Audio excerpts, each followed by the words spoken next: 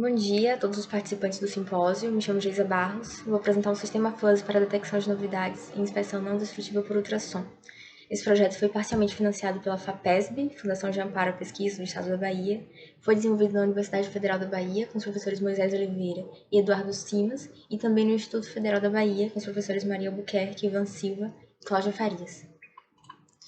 A classificação de defeitos em juntas soldadas já vem sido trabalhada há alguns anos com classificadores, mas o problema que aparece nesses casos de classificadores é que se aparecer algum defeito, alguma classe que não foi usada para treinamento, durante o treinamento, o classificador vai necessariamente alocar aquele sinal proveniente de uma placa defeituosa em alguma daquelas classes treinadas, a mais parecida com aqueles aspectos. E isso não é desejado, porque assim nós não necessariamente identificamos os defeitos de forma satisfatória. Aqui, em detecção de novidades, sempre vamos associar ou comparar um sinal ao desejado, que é a condição sem defeitos.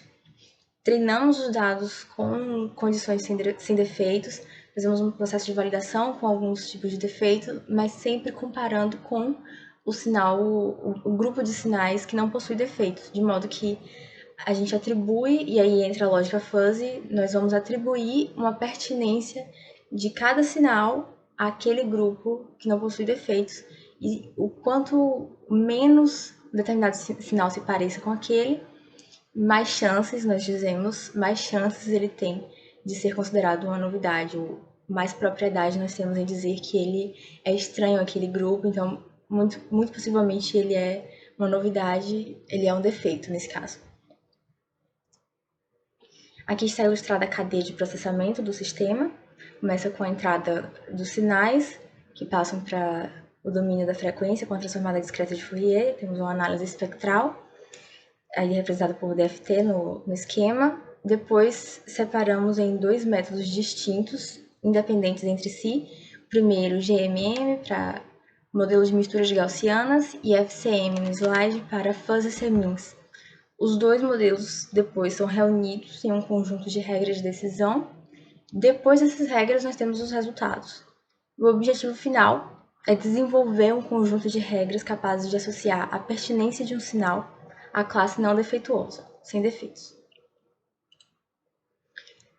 Para obter os dados, nós usamos duas placas soldadas e foram fabricadas nessas juntas, foram fabricados 5 tipos de defeito, além de uma área nessa placa que não possui defeitos. E esses defeitos foram validados depois por meio de raio-x, identificados por meio do raio-x. Então, em cada faixa nós variamos a posição de tomada desses sinais para obter os nossos dados por inspeção não destrutiva por ultrassom. E a técnica usada de ensaio não destrutivo foi a técnica de inspeção de tempo de voo da onda difratada, que utiliza difração de ondas para obter aspectos como profundidade, largura e altura dessas placas que foram soldadas. Funciona como na imagem à esquerda, posicionamos um transmissor e um receptor, são transdutores ultrassônicos, colocados na mesma superfície do corpo de prova. Então, a onda lateral corre ao longo da superfície, o eco de fundo reflete a superfície inferior do corpo de prova, chega ao receptor. Os outros dois sinais da onda difratada superior e inferior aparecem por conta do defeito. Depois digitalizamos esses sinais com um osciloscópio digital. Obtemos 2.500 pontos em sequência em cada ASCAN, ainda no domínio do tempo, que foi coletado. Aí, à direita tem uma imagem de um deles, da classe sem defeito, a forma da onda no tempo. Depois, aplicamos a transformada discreta de Fourier para obter 786 exemplos de sinais distribuídos em 2.048 valores de saída do espectro de frequência. E adicionamos mais uma coluna às matrizes de dados. Então, no final, ficamos com uma matriz 786 por 2049, com todos os dados, e dividimos esses dados em treinamento, validação e teste, como na tabela à direita. 66 exemplos de sinais sem defeito foram usados para treinamento, o restante, tanto sem defeito quanto todos os defeituosos, foram usados em validação e teste para que depois a gente possa fazer um conjunto de regras de decisão analisando esses grupos de validação. Então, são dois métodos aplicados. O primeiro é maximização de expectativas aplicado ao modelo de misturas gaussianas. A maximização de expectativas serve para estimar os parâmetros de cada função usada no modelo de misturas gaussianas para cada coluna no grupo treinado. Nós temos uma curva de distribuição de probabilidades como essa mostrada na figura. Aí está mostrada para a coluna 2049 das médias, mas existem outras. Para cada coluna temos uma curva desse tipo. Uma fase de maximização alternando com a de expectativas, consecutivamente até que a gente tenha os parâmetros para estimação de cada uma dessas funções.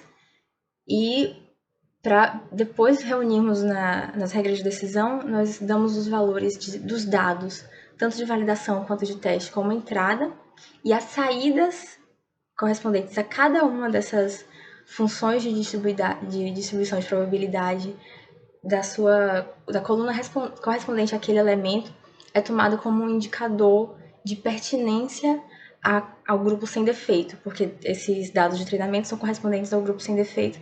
Então, nós dizemos que aquilo dali é um indicativo de pertinência àquela classe, não defeituoso. O outro método é o Fuzzy C-Means. Nós usamos 3 clusters. Cada um desses clusters agrega o cluster central, melhor dizendo, agrega os sinais sem defeitos, mas ainda calculados dentro do grupo de treinamento.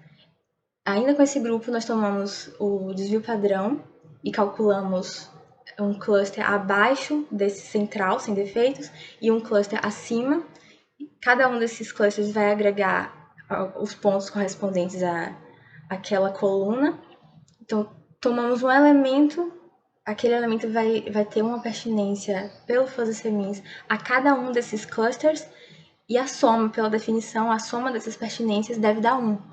Mas como aqui a lógica é comparar com o grupo que não possui defeitos, a gente vai desprezar esses dois clusters superiores, superior e inferior, vai tomar apenas o cluster central, que é representativo da classe sem defeito, e no final desse processo do Fuzzy C-Means, vamos ter uma matriz que corresponde para cada elemento dos dados, a pertinência daquele elemento à sua representação correspondente daquela coluna que foi treinada, a pertinência àquela coluna que foi treinada dentre os dados sem defeitos.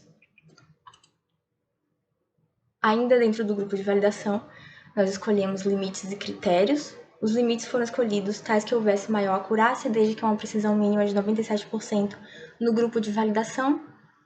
Para cada uma das colunas, a gente seleciona até a 2048, pega a média desses pontos de pertinência e a mediana, e pega a última coluna, que já tem as médias mesmo, e compara para encontrar limites dentro do grupo de validação. Inicialmente selecionamos 3, porque um para média, outro para mediana e o outro da última coluna. 3 por método. No final ficaram 6, mas 2 desses limites foram descartados porque não foram muito úteis dentro do grupo de validação. Então ficamos apenas com 4 limites, 4 critérios, porque os critérios são a consequência dessa comparação entre os limites. Se determinado elemento de pertinência for maior ou igual àquele limite, o critério é atendido. Caso contrário, o critério não é atendido. Chegamos às regras de decisão em si, que também são uma consequência desses critérios, a consequência da interseção entre todos esses critérios. A regra 1 diz que, se todos os critérios forem atendidos, há uma alta possibilidade de não haver defeitos, e assim por diante. Regra 2, uma menor chance de não haver defeitos, até a regra 5, se nenhum critério for atendido, baixa possibilidade de não haver defeitos. Então, dizemos que não há tanta segurança assim em dizer que aquele sinal identificado vai ser da classe sem defeitos. Ele, ao contrário, muito possivelmente vai ser um defeito, uma novidade nesse caso.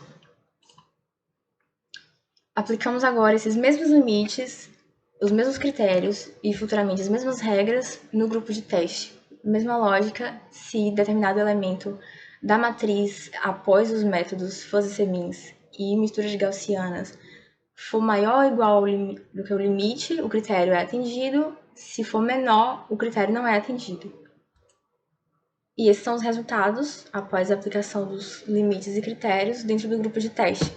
Vocês podem ver que à esquerda da linha vermelha, que representa cada um dos limites, à esquerda dessa linha, basicamente tem apenas sinais defeituosos. Aí não dá para mostrar, mas tem um ou outro sinal sem defeitos que não passou.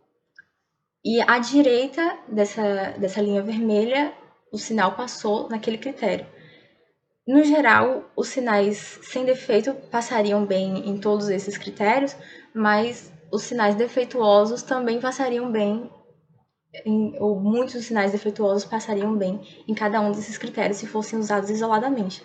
Se nós combinamos todos esses critérios, e assim, com as regras de decisão, temos uma visão melhor, uma segurança melhor em afirmar que aquele sinal tem mais ou menos chance dentro daquela faixa de possibilidade alta a baixa de ser considerado novidade, defeito. Aí estão os resultados após as regras de decisão, com aqueles mesmos critérios no grupo testado, a distribuição em porcentagem, em percentual de pertinência dos exemplos testados. E vocês podem ver que os sinais sem defeito tendem a se posicionar nas faixas mais altas. Mais de 96% dos sinais sem defeitos testados caíram na faixa alta, que significa que todos os critérios foram atendidos para esse grupo de sinais sem defeitos. E, de forma coerente também, os sinais defeituosos tendem a se posicionar nas faixas mais baixas, quanto à pertinência ao grupo sem defeito, que é coerente.